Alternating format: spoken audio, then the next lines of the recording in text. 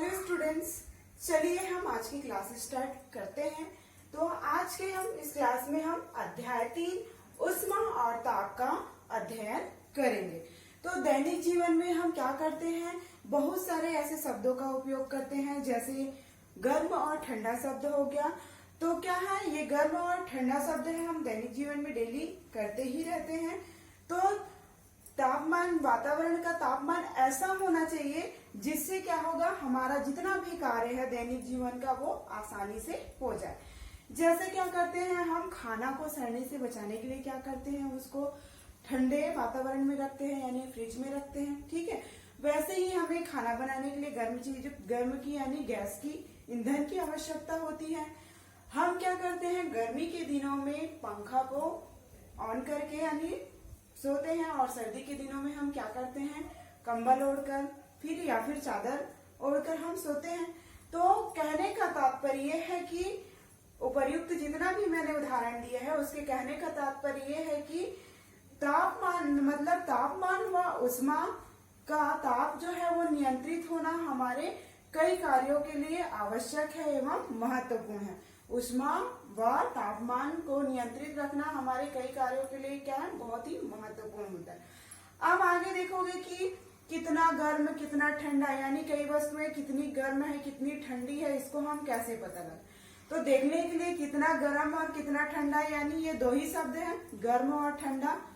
क्या करते हैं, तो ये दो शब्दों से ही हम पता नहीं कर सकते कि कौन सी वस्तु कितनी गर्म है या कौन सी कितनी ठंडी है।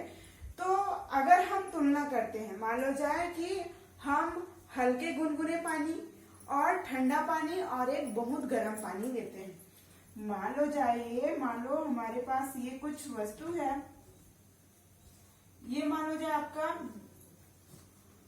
कोई बीकर ही है, मान लो जाए इसमें क्या है, ठंडा पानी है, और इसमें क्या है, हल्का गुनगुना पानी।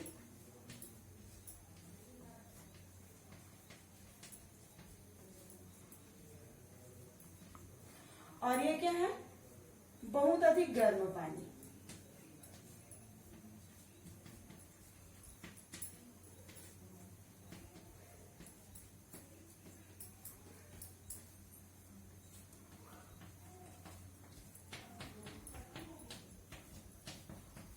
मान लो जाए ये हमें 3 पात्र हैं, जिसमें एक पात्र में हमने ठंडा पानी को लिया है, दूसरे में हल्का गुनगुना पानी लिया है और तीसरे में बहुत अधिक गर्म पानी लिया है। तो हम इन दोनों पात्र की तुलना करेंगे, ये ठंडा पानी और हल्का गुनगुना पानी। तो ये दोनों में ही कौन सा हम ठंडा मानेंगे, ये वाले ठंडा, इसको क्या है, हम ठंडा मानेंगे। लेकिन अगर यही बात हम ये दोनों पात्रों की पानी में करें कि ये हल्का गुनगुना है, ये बहुत अधिक गर्म है, तो क्या होगा, इन दोनों की तुलना में ये क्या होगा, हल्का गुनगुना पानी क्या हो जाएगा, इसकी अपेक्षा ठंडा हो जाएगा। ठीक है, आप लोग समझ रहे हो, मतलब हमने एक पात्र में ठंडा पानी लिया है, दूसरे में हल्का गुनगुना और तीसरे में बहुत अधिक गर्म पानी लिया है। तो हम पहले ठंडा और हल्का गुनगुना पानी दोनों की तुलना करेंगे, तो इन दोनों में कौन सा अधिक ठंडा है और कौन सा गर्म है, तो ये वाला पानी ठंडा है। लेकिन अगर यही तुलना हम किससे करें, ये हल्का गुनगुना पानी और ये बहुत अधिक गर्म पानी में, तो इसकी अपेक्षा ये जो गर्म पानी था, हल्का गुनगुना पानी, वो क्या हो जाएगा, ये बहुत अधिक गर्म की जल की तुलना में क्या हो जाएगा, ये ठंडा हो जाएगा। उसी प्रकार जैसे हम दूध को क्या है, दूध हमारा गर्म है, उसको नॉर्मल हम कमरे के टेम्परेचर पर यानी गर्म दूध को हम रूम के तापमान पर उसको रूम में ही रख दे, तो वो थोड़ी देर बाद क्या हो जाएगा, ठंडा हो जाएगा। लेकिन क्या हुआ, दूध जो है जैसे फ्रिज से निकाले हुए दूध के समान ठंडा होगा क्या, नहीं होगा। तो इस प्रकार हम किसी भी वस्तु को छू कर, देख कर या महसूस करके हम उसकी ठंडा या गर्म की पहचान नहीं कर सकते। ठीक है, इसके लिए हमें तापमान की आवश्यकता होगी, यानी तापमान पैमाने की। ठीक है, तो अगला जो हमारा टॉपिक है वो क्या है, आपका तापमान पैमाना। ठीक है, तो तापमान, सबसे पहले आते हैं कि तापमान किसे कहते हैं। तो क्या होगा, गर्माहट और ठंडक वस्तुपरक तापमान को क्या कहेंगे, वस्तुपरक। इस स्तर को हम क्या कहेंगे, तापमान कहेंगे। गर्माहट और ठंडक वस्तुपरक मापन को ही हम क्या कहते हैं, तापमान कहते हैं। यानी कि हम क्या करते हैं, दो गर्म वस्तुओं की तुलना करते हैं, यानी दो तापमान वाले वस्तुओं का अध्ययन करते हैं तो हम गर्म किसको मानेंगे, यानी पहले वस्तु अधिक गर्म है तो दूसरी वस्तु ठंडी है, तो मतलब जो वस्तु अधिक गर्म है उसको हम क्या मानेंगे, गर्म, और जो कम है उसको क्या मानेंगे, ठंडा। तो चलिए ये तो हो गया तापमान के बारे में। अब तापमान पैमाने की बात करते हैं। तो तापमान पैमाना यहाँ पर तीन आप लोग को बता रही हूँ, एक और होता है र्यूमर, ठीक है। लेकिन आप लोग के जो उसमें सिलेबस में ये तीनों दिए हैं तो मैं तीन बता रही हूँ। तो सबसे पहले पैमाने के कितने पैमाने हैं, तीन पैमाने हैं। पहला है आपका डिग्री सेल्सियस, दूसरा है फ़ारेनहाइट और तीसरा है केल्विन। तो आप देख रहे हो कि हम जो डिग्री सेल्सियस है ये आपका किसका डायग्राम है, मान लो जाए ये तापमापी पैमाने का है, मैंने यहाँ पर बनाया है। तो पहला वाला जो दिख रहा है वो किसका है, आपका डिग्री सेल्सियस का, जिसका न्यूनतम तापमान कितना होता है 0 डिग्री सेल्सियस और अधिकतम तापमान कितना होता है 100 डिग्री सेल्सियस। सेकंड वाला है आपका क्या है, फ़ारेनहाइट है, जिसका न्यूनतम तापमान क्या है 32 फ़ारेनहाइट है और अधिकतम तापमान कितना है 212 फ़ारेनहाइट है। तीसरा है आपका केल्विन, जिसको हम के से प्रदर्शित करते हैं और इसका न्यूनतम तापमान 273 केल्विन है और अधिकतम तापमान कितना है आपका 373 है। अब हम देखेंगे कि पहले वाले पैमाने में यानी डिग्री सेल्सियस पर इनके बीच का अंतराल कितना है। तो हम अंतराल देखने के लिए क्या करेंगे, सबसे पहले हमें अंतराल निकालना है। तो 100 में से हम 0 को घटाएंगे तो कितना, पहले इसके सूत्र के लिए हम क्या कर लेंगे, ये पहला जो पैमाना है उसको C से दर्शाएंगे, ठीक है। और इसका जो क्या है न्यूनतम तापमान कितना है 0, ठीक है। अब इन दोनों के जो बीच का अंतराल है, यानी 100 में से 0 घटाएंगे, ये 100 में से आप 0 को घटाओगे तो कितना आएगा 100 ही आएगा। तो ये आ गया आपका 100 नीचे, ठीक है। अब बराबर क्या हो जाएगा, दूसरे वाले हमने देखेंगे फ़ारेनहाइट में। तो दूसरे फ़ारेनहाइट को किससे प्रदर्शित कर रहे हैं, तापमापी पैमाने को किससे प्रदर्शित कर रहे हैं, दूसरे वाले को F से यानी फ़ारेनहाइट से, माइनस यहाँ पर कहाँ से स्टार्ट हो रहा है 32 से। तो इसका न्यूनतम तापमान कितना है 32 बटे क्या हो जाएगा, इन दोनों के बीच का अंतराल निकालना है। तो हमें 212 में कितना को घटाना होगा, 32 को घटाएंगे तो कितना आ जाएगा, 2 में 2 गया, कितना बचा 0, और क्या हुआ 11 में 3 गया, कितना बचा 9, और यहाँ कितना बचा 10। तो ये क्या हो जाएगा 190। तो इन दोनों का अंतराल जो है वो क्या होगा, डिग्री सेल्सियस का अंतराल कितना आया 100, इन दोनों के बीच की दूरी, और यहाँ पर का जिसका अंतराल कितना आया 190। फिर क्या हो जाएगा बराबर, हम किसको ले रहे हैं केल्विन। अगला जो हमारा तापमापी पैमाना है वो क्या है केल्विन है, और ये कहाँ से स्टार्ट हो रहा है 273 से, ठीक है। ये हो गया आपका 273 बटे क्या हो जाएगा, इन दोनों के हमें बीच के अंतराल निकालने हैं। तो क्या हो जाएगा 373 में आप 273 घटाओगे तो कितना बचेगा, ये 0, 3 में 2 गया 1, तो ये कितना बचा 100। अब इसको छोटा रूप में करने के लिए, यानी ये आपका एक संबंध है, तो इसको और छोटा रूप में करने के लिए हम क्या करेंगे, इसको 20 से सभी को नीचे वाले को क्या कर देंगे, भाग दे देंगे। तो ये क्या हो जाएगा C - 0 और ये क्या हो जाएगा 20 पंचे 100। फिर वैसे ही फ़ारेनहाइट का क्या हो जाएगा आपका 20 नियम 190 हो जाएगा आपका, भाग देखोगे तो क्या हो जाएगा 9 आ जाएगा। उसके बाद ये क्या हो जाएगा K 273 बटे क्या आ जाएगा आपका 5।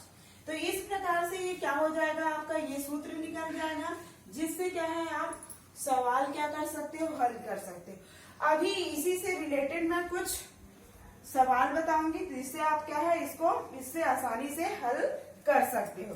तो मान लो जाए मेरा क्वेश्चन है कि मनुष्य के शरीर का तापमान 37 डिग्री सेल्सियस है, तो उसको फ़ारेनहाइट में उसका फ़ारेनहाइट ज्ञात करना है। हमारे शरीर का यानी मनुष्य के शरीर का तापमान मान लो जो 37 डिग्री सेल्सियस है, तो उसे हमें क्या करना है फ़ारेनहाइट ज्ञात करना है, यानी उसे फ़ारेनहाइट में बदलना है। तो क्या होगा देखिए, ये सूत्र को मैं रख देती हूँ यहाँ पर।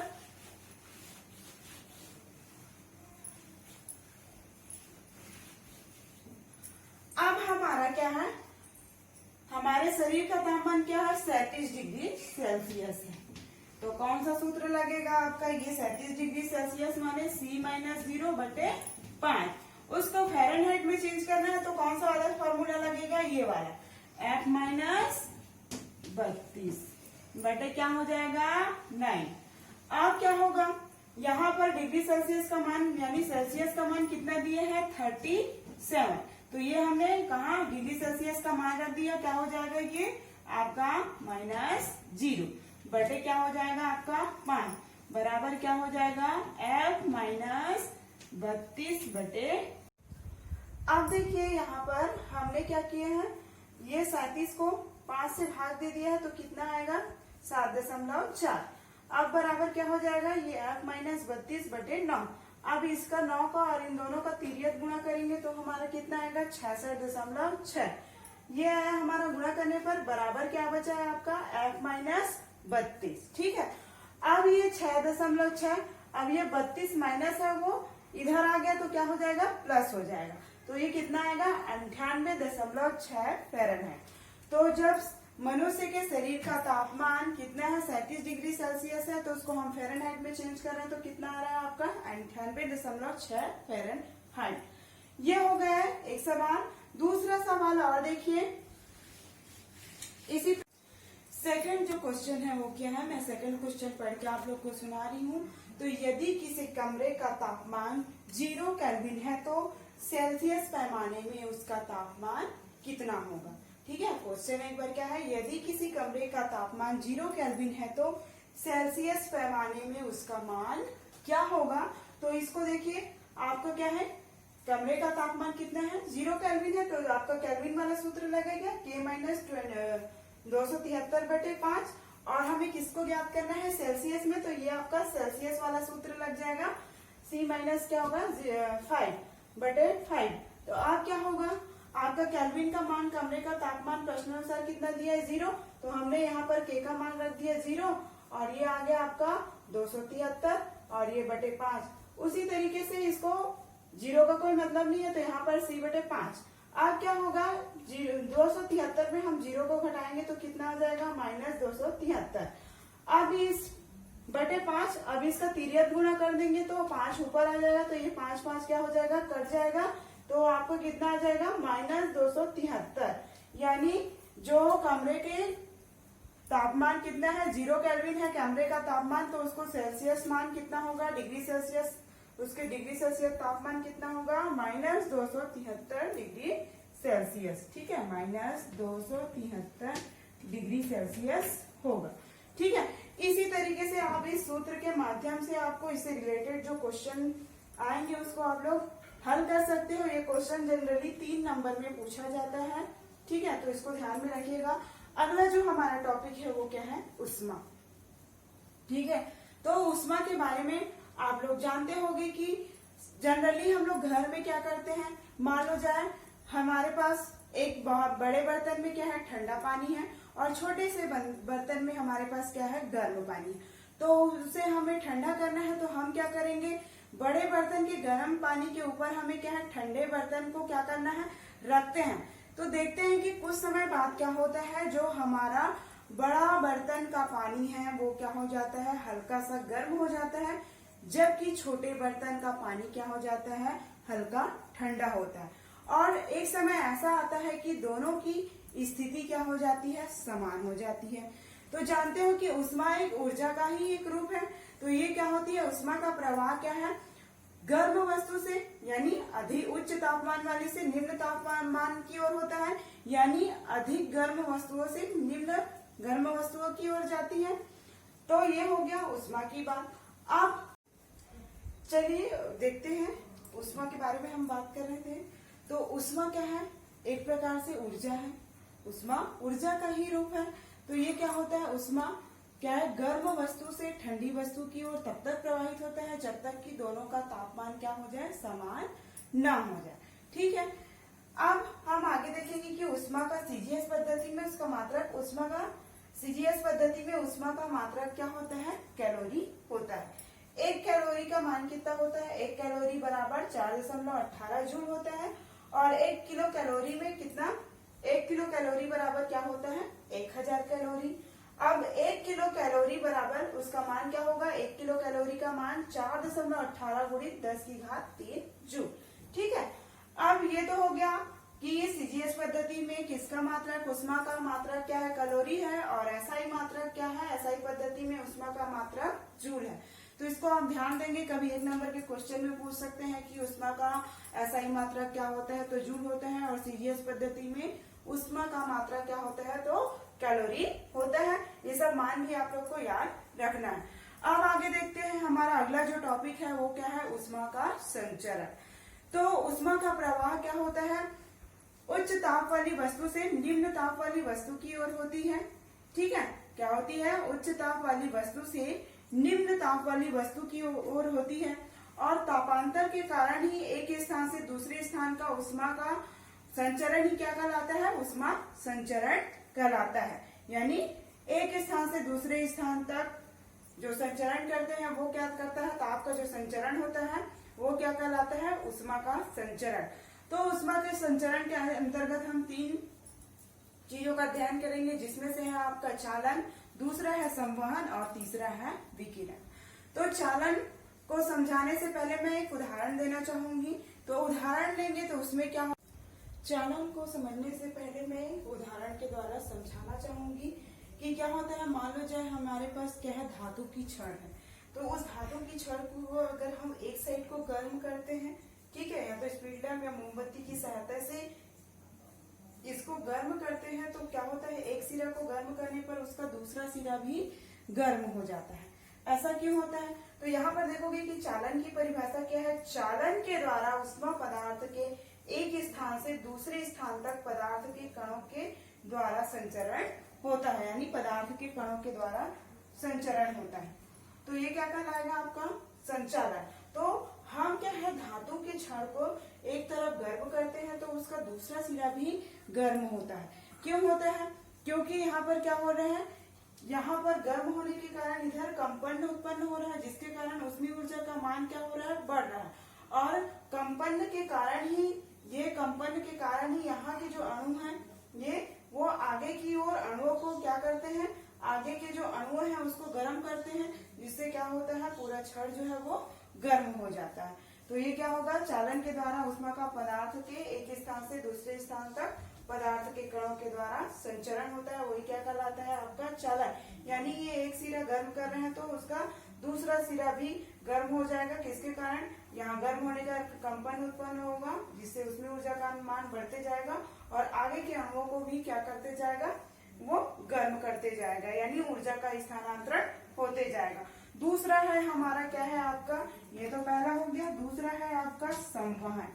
तो संवहन को समझने के लिए हम एक क्रियाकलाप करेंगे। मान लो जाए ये आपका बीकर है, इसमें द्रव भरा हुआ है, तो इस द्रव में हम क्या करेंगे, कुछ बूंद स्याही की डाल देंगे। यहाँ पर क्या है, कुछ बूंद स्याही की डाल देंगे, और क्या करेंगे, हमने क्या है, मान लो जाए ये बीकर लिए है और उसमें इस बीकर में द्रव भरा हुआ है, और इसी में 1 से 2 बूंद हमने स्याही डाल दिया।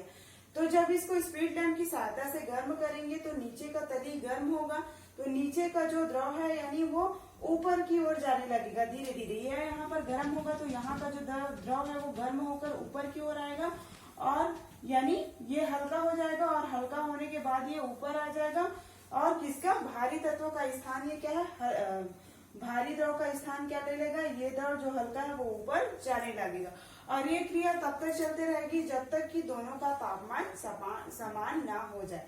एक बार और देख लीजिए, मान लो ये आपका बीकर है, उसमें द्रव भरा हुआ है, तो उसमें कुछ बूंद स्याही की डालोगे, और उसके बाद इसको गर्म करोगे स्पीड लैंप की सहायता से, तो ये क्या होगा, नीचे का जो द्रव है वो गर्म होकर क्या होगा, यानी यहाँ का द्रव गर्म होकर ऊपर की ओर जाएगा, और क्या होगा, फिर से नीचे, इस तरीके से वो क्या होगा, कब तक होते रहेगा, जब तक कि ये पूरे बीकर का जो द्रव है वो उनका तापमान एक समान ना हो जाए। तो यही क्या कहलाएगा, आपका संवहन।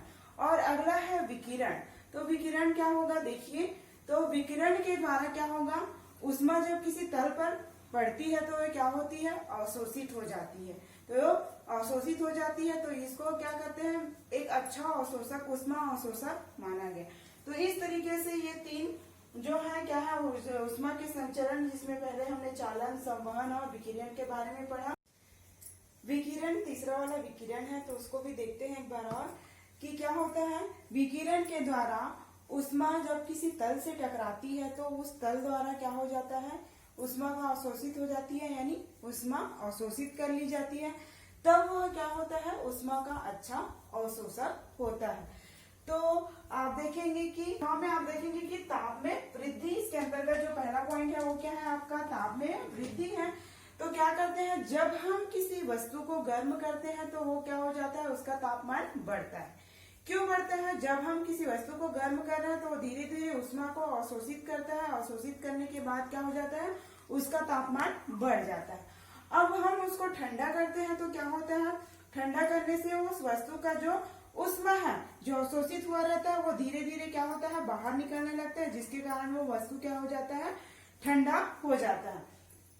तो इस प्रकार क्या होगा, भिन्न भिन्न पदार्थों वाली समान द्रव्यमान की वस्तुओं को समान ताप पर गर्म करने के लिए भिन्न भिन्न क्या करते हैं, मात्रा में ऊष्मा देनी पड़ती है। ठीक है, क्या होता है, भिन्न भिन्न पदार्थों वाली समान द्रव्यमान की वस्तुओं को समान ताप पर गर्म करने पर के लिए क्या होता है, भिन्न भिन्न मात्रा की ऊष्मा देनी पड़ती है।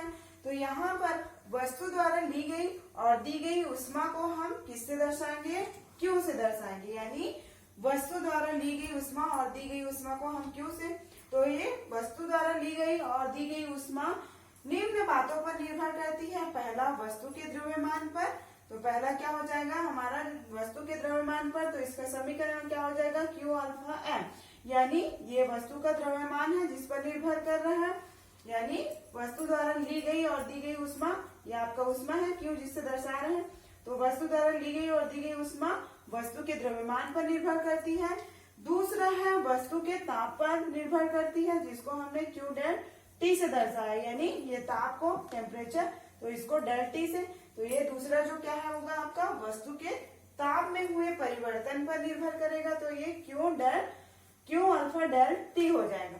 तीसरा क्या है, वस्तु के पदार्थ की प्रकृति पर निर्भर करेगा, तो क्या हो जाएगा, वस्तु के पदार्थ की प्रकृति पर निर्भर करेगा, तो ये Q alpha m del T हो जाएगा।